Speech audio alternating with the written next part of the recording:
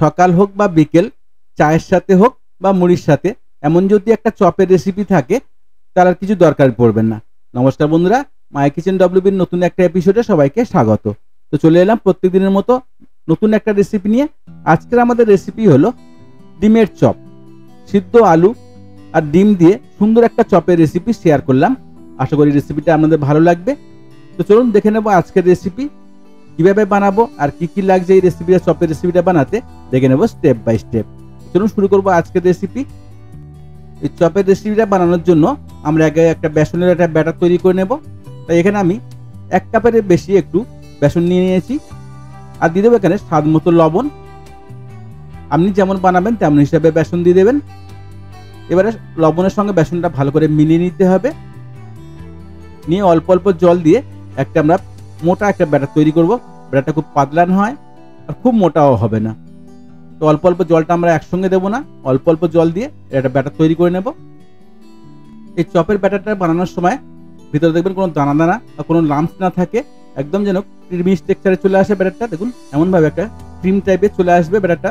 খুব ভালো করে ফেটাতে হবে। তো খুব ভালোভাবে ফেটিয়ে আমরা এটাকে একটু রেস্টে রেখে দেব কিছুক্ষণ। ততক্ষণে আমরা একটা পুর বানিয়ে নেব। তো তার জন্য এখানে নিয়েছি পেঁয়াজ, চপিং করা পেঁয়াজ। এখানে আমি একটা মিডিয়াম সাইজ পেঁয়াজ নিয়ে নিয়েছি, ধনে পাতা নিয়েছি, আলু আর কাঁচা লঙ্কা। এখানে আমি 200 গ্রাম মতো আলু সিদ্ধ করে নিয়েছি আর নিয়েছি 2খানা ডিম। এবার আমরা পুরটাকে বানিয়ে নেব। তো তার জন্য একটা ফ্রাই প্যান নিয়েছি আর দিয়েছি এখানে সরষের তেল। তেলটা ভালো করে গরম হলে পেঁয়াজটাকে ভালো করে ফ্রাই করে নিতে হবে। পেঁয়াজ আর কাঁচা লঙ্কাটাকে ভালো করে একটু ফ্রাই করে নেব লাল লাল করে। তো মনে রাখবেন বন্ধুরা, চপের মেন কিন্তু হলো পুরটা বানানো। তো পুরটা যত ভালো আপনি তৈরি করতে পারবেন চপের টেস্টটা ততটাই সুন্দর হবে। তো অবশ্যই পুরটা ভালো করে বানাবেন। তো ভালো করে পেঁয়াজ আর কাঁচা লঙ্কাটাকে আমি ভালো করে ফ্রাই করে নিয়েছি। এবার দিয়ে দেবো এখানে আদা রসুনের পেস্ট।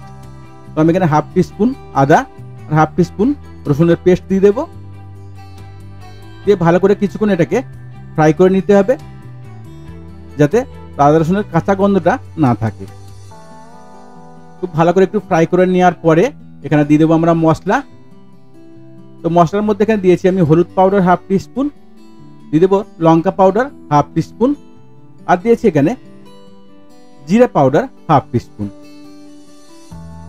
দিয়ে সবকিছু দিয়ে ভালো করে একটু কষিয়ে নিতে হবে মশলাটাকে পেঁয়াজের সঙ্গে। ভালো করে কষানো হয়ে গেলে দিয়ে দেবো এখানে সিদ্ধ আলু। আমি এখানে সিদ্ধ আলু 2খানা নিয়েছিলাম, প্রায় 300 গ্রাম মতো।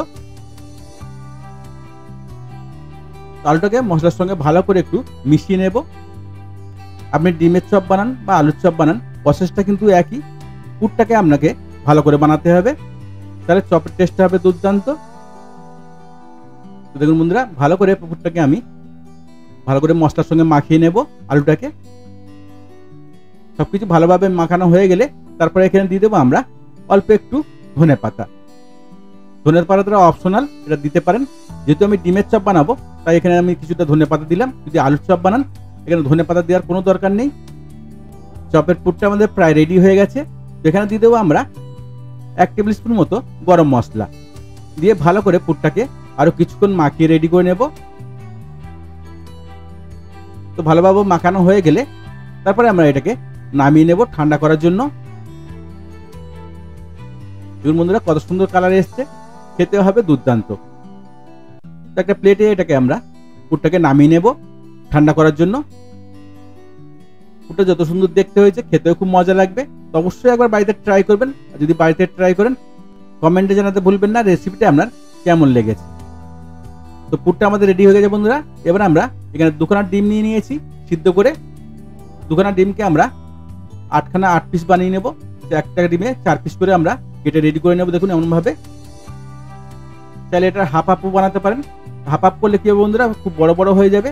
তো এখানে আমি একটা ডিমকে 4 পিস করে নিয়েছি। দেখুন সাইজটা খারাপ হয়নি। পুরটা আমার রেডি হয়ে গেছে। এবার আমরা পুরটাকে অল্প অল্প করে নিয়ে ডিমগুলোকে ভরে নেব পুরের মধ্যে। ডিমটা ভালো করে সিল করে দেবেন। আলুর পুরটা দিয়ে ভালো করে সিল করে দিতে হবে, কারণ ডিমের গায়ে কোনো ব্যাটার লাগবে না। তাই এটাকে ভালো করে সিল করে দেব। দেখুন এমনভাবে। আপনি এটাকে শেপ অন্যরকম দিতে পারেন, কোনো অসুবিধা নেই। আমি এটা লম্বা লম্বা করেছি, গোল গোল লম্বা লম্বা, যেরকম ডিমের টেবিলস বানান তেমনভাবে বানিয়ে নিয়েছি। আপনি চাইলে অন্যরকম শেপও দিতে পারেন। সবগুলোকে এমনভাবে আমি বানিয়ে রেডি করে নেব। আগে দেখুন এমনভাবে সবগুলোকে রেডি করে নিতে হবে। আরও একটা দেখিয়ে দিচ্ছি আমি, আপনি কেমনভাবে বানাবেন। তো ডিমটাকে ভালো করে আলুর পুরের মধ্যে ভালো করে সিল করে দিতে হবে, যেন ডিমটা দেখা না যায়। তো সবগুলো আমার রেডি হয়ে গেছে বন্ধুরা। এবার আমরা চলে যাব বেসনটা রেডি করার জন্য। এটাকে যদি আমি ব্রেড ক্রামে দিয়ে ক্রাম করে নিই তাহলে এটাকে ডিমের টেবিলস হয়ে যাবে। আর এটা আমি বেসন দিয়ে করব, তাই এটাকে ডিমের চপ।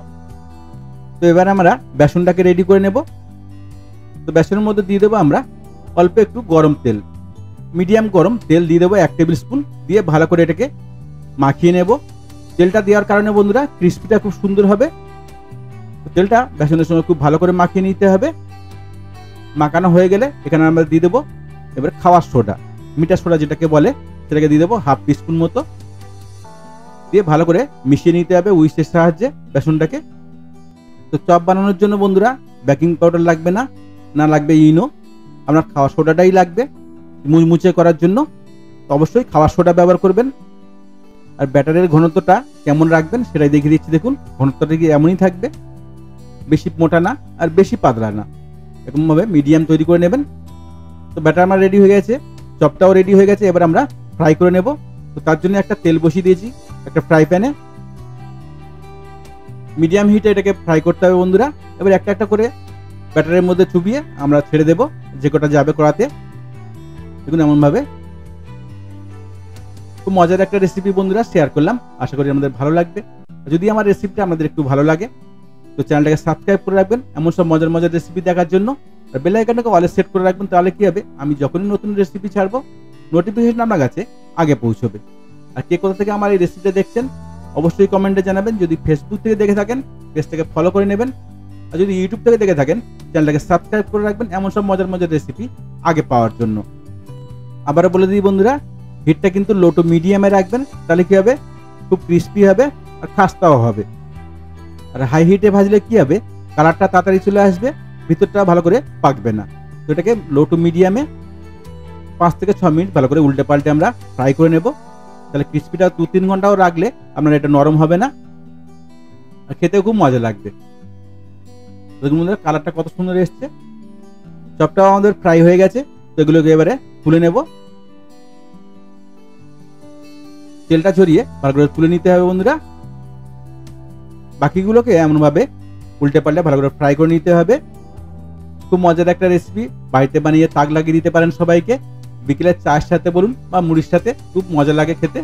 বাঙালির প্রিয়, খুব প্রিয় একটা রেসিপি বন্ধুরা শেয়ার করলাম। আশা করি রেসিপিটা আপনাদের ভালো লাগবে। তো অবশ্যই বাড়িতে একবার ট্রাই করবেন। আর যদি বাড়িতে ট্রাই করেন কমেন্টে জানাতে ভুলবেন না রেসিপিটা আপনার কেমন লেগেছে। তো পুরো রেসিপিটা দেখার জন্য সবাইকে ধন্যবাদ বন্ধুরা। ভালো থাকবেন, সুস্থ থাকবেন। আবার দেখা হবে নেক্সট রেসিপিতে। আরও কি ধরনের রেসিপি আপনারা দেখতে চান অবশ্যই কমেন্ট করে জানাবেন, সেই সব রেসিপি নিয়ে আসবো আমি আপনাদের জন্য। আপনার একটা মূল্যবান কমেন্ট আমার নতুন নতুন রেসিপি বানাতে অনেক সাহায্য করবে। ধন্যবাদ, ভালো থাকবেন, সুস্থ থাকবেন।